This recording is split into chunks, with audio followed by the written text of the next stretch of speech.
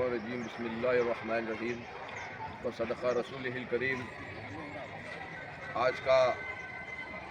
دن جو یوم جمہوریہ کے نام سے منایا جا رہا ہے، جو ملک آزادی کے لیے جدوجہد کرتے ہوئے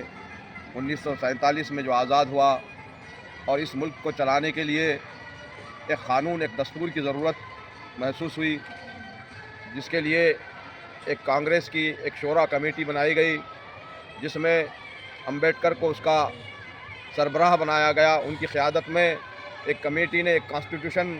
مرتب کیا، دستور بنایا۔ جس طرح ایک گھر کا نظام چلانے کے لیے ایک قاعدہ قانون ہوتا ہے، اسی طرح ایک ملک کو چلانے کے لیے بھی ایک قاعدہ قانون کی ضرورت محسوس ہوئی، جس کی بنیاد کے اوپر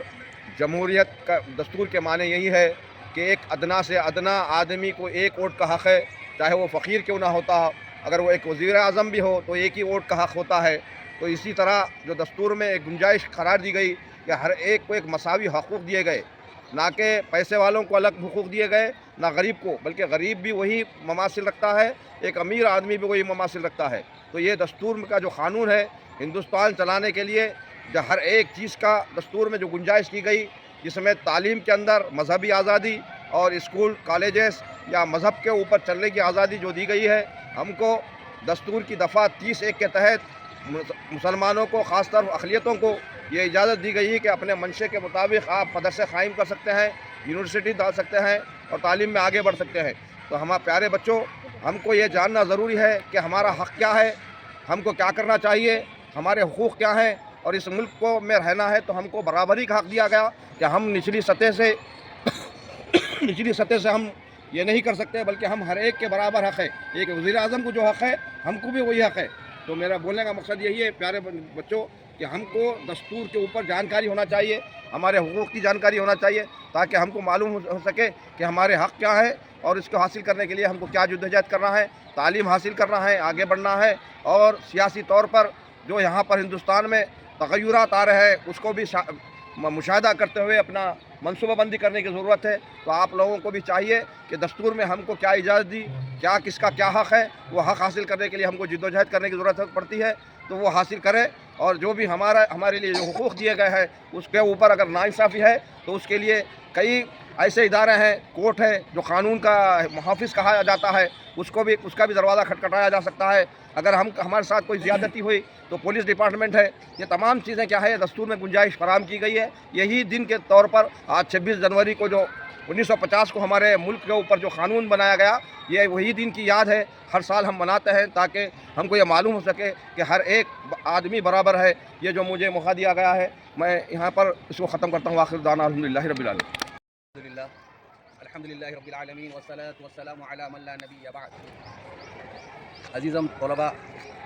اور تمام ہندوستانی باشندوں کو یوم جمہوریہ ہند مبارک ہو، اور یہ وطن سے محبت اللہ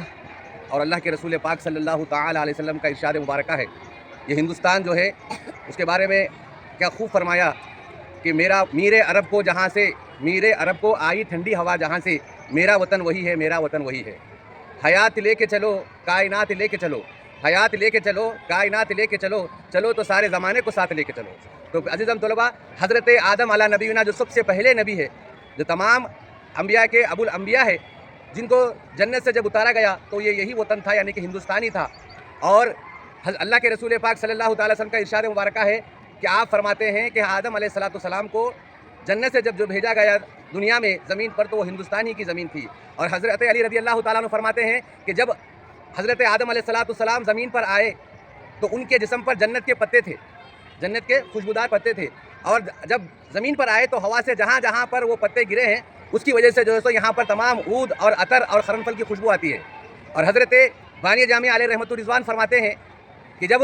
اللہ تعالیٰ نے حضرت آدم علیہ السلام کو زمین پر بھیجا تو اس وقت پورا اندھیرا تھا، تاریکی تھی، اور اندھیرے کی وجہ سے حضرت آدم علیہ السلام کو وحشت ہو رہی تھی.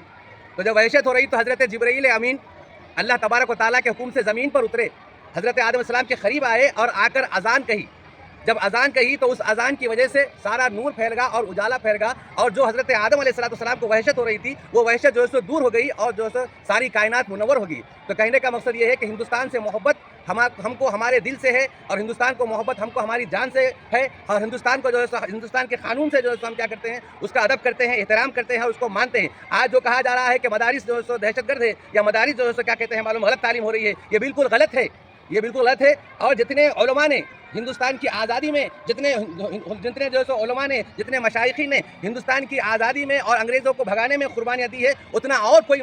مذہب جو ہے اتنی قربانیاں نہیں دیا ہے. تو جہاں پر ہر ایک کی قربانی ہے وہیں پر مسلمانوں کی قربانیاں بھی بہت زیادہ ہے. ہماری طرف سے اور مدرسہ حضرت سید شاہ فیروز انوار العلوم کے تمام طلباء و اساتذہ اور تمام اراکین و انتظامیہ کی جانب سے تمام لوگوں کو یوم جمہوریہ ہند مبارک ہو. وآخر دعوانا الحمدللہ رب العالمین.